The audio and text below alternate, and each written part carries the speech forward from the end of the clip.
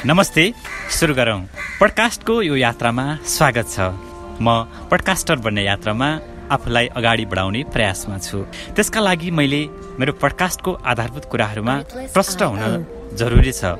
मेरो पडकास्टको आधारभूत कुरा प्रारूप र पडकास्टको समयावधिका बारेमा स्पष्ट हुनुपर्छ।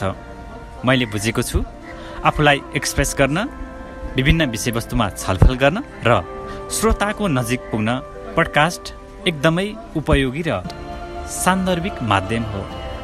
र मलाई यो पनि थाहा छ कि पडकास्टका श्रोता निकै नै क्षमाशील हुन्छन्।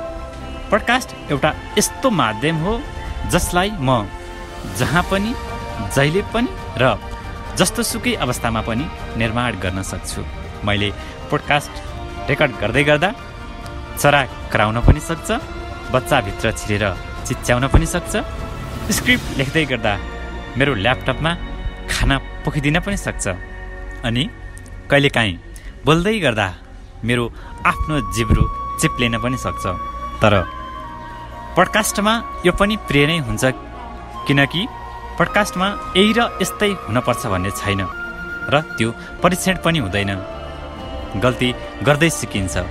पडकास्ट गर्दै गर्दा मैले ध्यान दिनुपर्ने कुरा मेरो पडकास्ट मार्फत मैले कसैको भाषा, धर्म, संस्कृति, जातीयता र व्यक्तिगत स्वतन्त्रतामा आँच आउने काम भने गर्नु हुँदैन।